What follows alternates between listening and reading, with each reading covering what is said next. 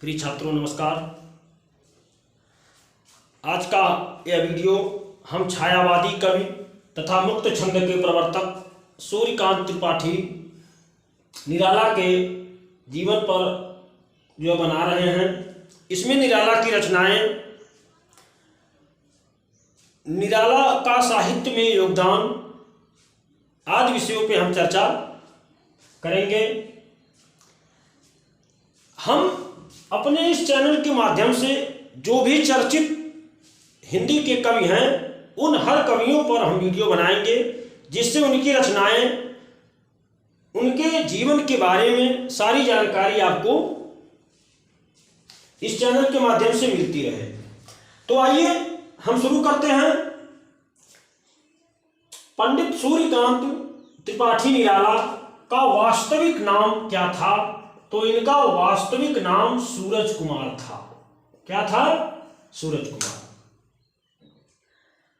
लेकिन इनका नाम सूर्यकांत त्रिपाठी निराला क्यों पड़ा, आगे हम इसको जानेंगे।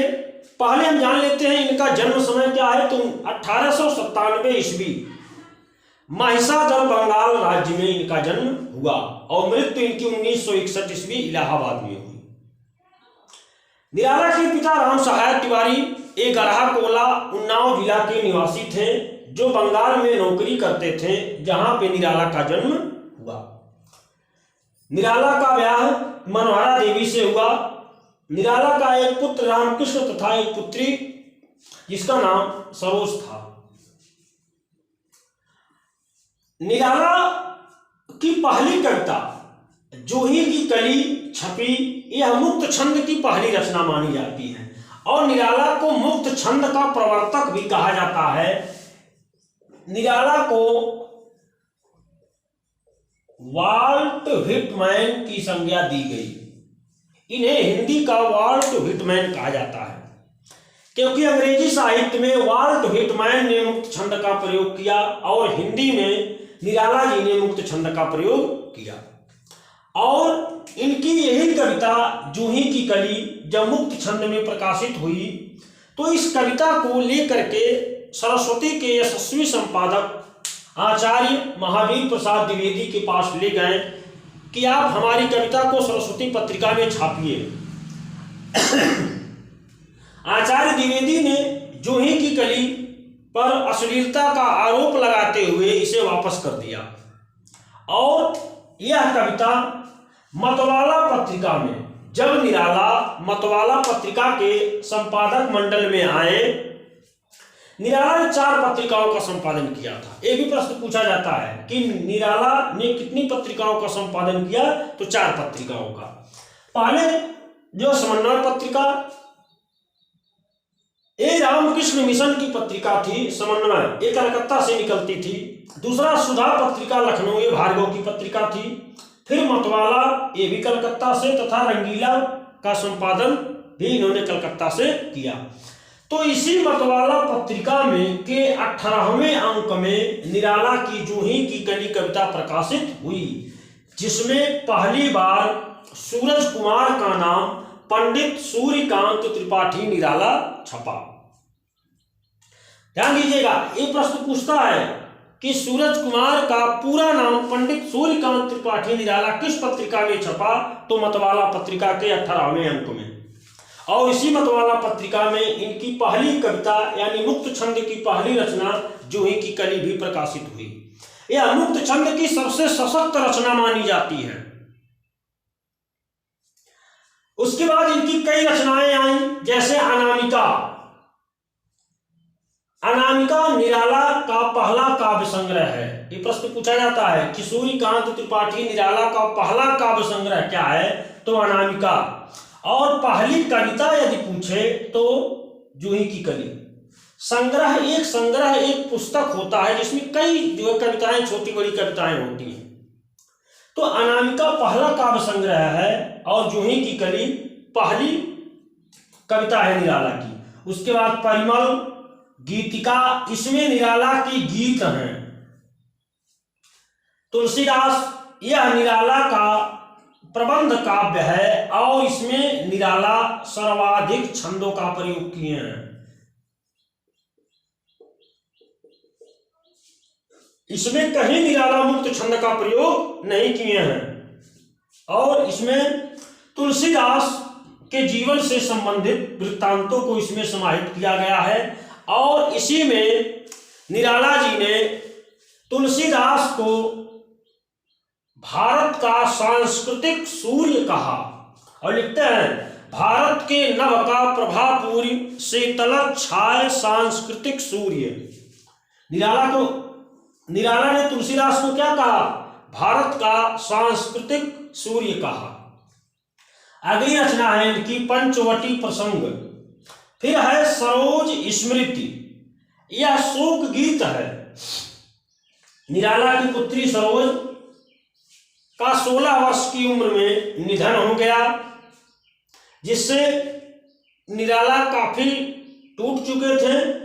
उसी सरोज की याद में इन्होंने सरोज स्मृति नाम से एक रचना की। इसे हिंदी का शोक गीत कहा जाता है और इसी में निराला लिखते हैं कि दुख ही जीवन की कथा रही, क्या कहूँ आज जो नहीं कही। कर कन्ने गत तेरा तर्पण। इसी में अपने पुत्री का एक जो अपने हाथों से अस्थि विसर्जन यानी तर्पण करते नजर आ रहे हैं और लिखते हैं कि कन्ये में पिता निरर्थक था, तेरे हित कुछ कर न सका, जाना था अर्थो गमो पाए, पर रहा सदा संकुचित काय। तो इसे सरोज स्मृति को शोक गीत कहा जाता है। फिर अगली रचना है वह तोड़ती पत्थर। यह प्रगतिवादी कोट की रचना है। इस पे मार्क्सवाद का प्रभाव देखने को मिलता है। इस पे एक दलित स्त्री का सचित्र वर्णन निराला करते हैं।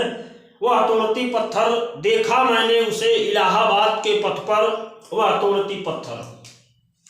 फिर इनकी अगली एक लंबी कविता है कुकुरमुत्ता। पूछा जाता है कि कुकुरमुत्ता कैसी कविता है, तो कुकुरमुत्ता लंबी कविता है।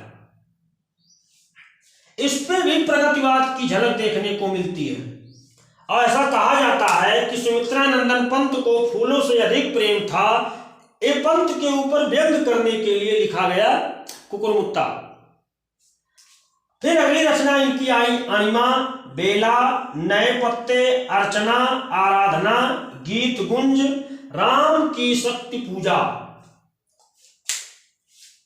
निराला की एक लंबी कविता और आई राम की शक्ति पूजा। यहां से भी प्रश्न आता है कि राम की शक्ति पूजा पर किस रामायण का प्रभाव पड़ा। तो राम की शक्ति पूजा पर बंगला के कृतिवासी रामायण का प्रभाव पड़ा। कौन सा रामायण? कृतिवासी रामायण का प्रभाव पड़ा। जिस प्रकार पूछता है कि तुलसीदास के रामचरितमानस पर किस रामायण का प्रभाव पड़ा, तो तुलसीदास के रामचरितमानस पर वाल्मीकि रामायण का प्रभाव नहीं पड़ा है, उस पे अध्यात्म रामायण का प्रभाव पड़ा है। उसी प्रकार निराला की राम की शक्ति पूजा पर कृतिवासी रामायण का प्रभाव पड़ा है। और इस रचना में रावण को एक प्रचंड शक्ति के रूप में दिखाया गया है, जिसके सामने भगवान श्री राम युद्ध करते हैं और हार जाते हैं। रावण मरता ही नहीं है। तो निराला लिखते हैं कि शक्ति की करो मौलिक कल्पना, करो पूजन, जब तक शक्ति न हो हाथ में, युद्ध न करो रघुनंदन। तो राम की शक्ति पूजा से कई पंक्तियां भी बार बार पूछी गई है। जैसे इसकी पहली पंक्ति, तो राम की शक्ति पूजा की पहली पंक्ति है रवि हुआ अस्त, रवि हुआ अस्त, ज्योति के पत्र पर लिखा था अमर, रह गया राम रावण का अपराजय समर। और इसकी अंतिम पंक्ति है होगी जय पुरुषोत्तम नवीन, कह महाशक्ति राम के बदन में हुई लीन। फिर इनकी अगली रचना है यमुना के प्रति। यह भी लंबी कविता है। अब देखिए निराला की लंबी कविताएं कितनी हुई। वह आपका कहा गया कुकुरमुत्ता, पहली लंबी कविता इनकी कुकुरमुत्ता, फिर राम की शक्ति पूजा, फिर यमुना के प्रति। रेखा नाम से भी इनकी एक लंबी कविता आई थी, रेखा।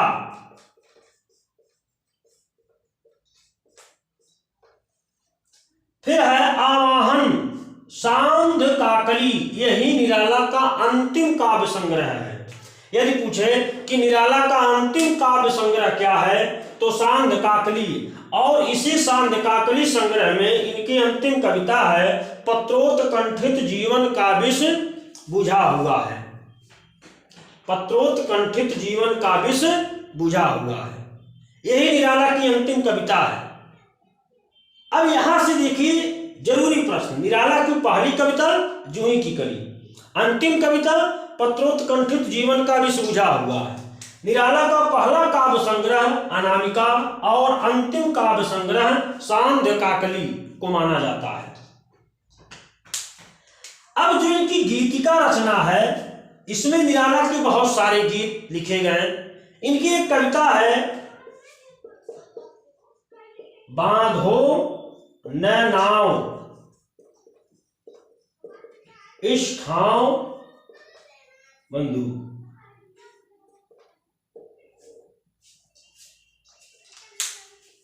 ये भी बार बार पूछा जाता है कि बांधो न नाव इस ठाव बंधु कविता के लेखक कौन है? निराला। लेकिन ये बांधो न नाव इस ठाव उपेंद्र नाथ अष्ट का उपन्यास है, इनकी कविता है, गीत है। बांधो न नाव इस ठाव बंधु पूछेगा सारा गांव बंधु। तो ये निराला की कविता है बांधो न नाव इस ठाव बंधु। यह वही घाट है जिस पर हंसकर ओ कभी नहाती थी धसकर, कपते थे दोनों पांव बंधु। बांधो न नाव इस ठाव बंधु पूछेगा सारा गांव बंधु। तो ये था निराला की जीवनी और उनकी रचनाएं। आप लोग इनकी रचनाओं को एक बार जरूर देखिएगा, यहां से खूब प्रश्न पूछे जाते हैं। जैसे तुलसीदास, एक पिछली बार यूपी टेट में आया था कि तुलसीदास किसने लिखा। तुलसीदास पंचवटी प्रसंग, सरोज स्मृति व तोड़ती पत्थर, राम की शक्ति पूजा, जूही की कली, यहां से बराबर प्रश्न पूछे जाते हैं। मुक्त छंद के प्रवर्तक कौन है? तो मुक्त छंद के प्रवर्तक निराला है। मुक्त छंद की पहली रचना क्या है? तो मुक्त छंद की पहली रचना जूही की कली है। यहां से बहुत सारे प्रश्न बनते हैं, आप लोग इस श्रृंखला पे ध्यान दीजिएगा। अब हम मिलते हैं आपसे अगले वीडियो में। नमस्कार।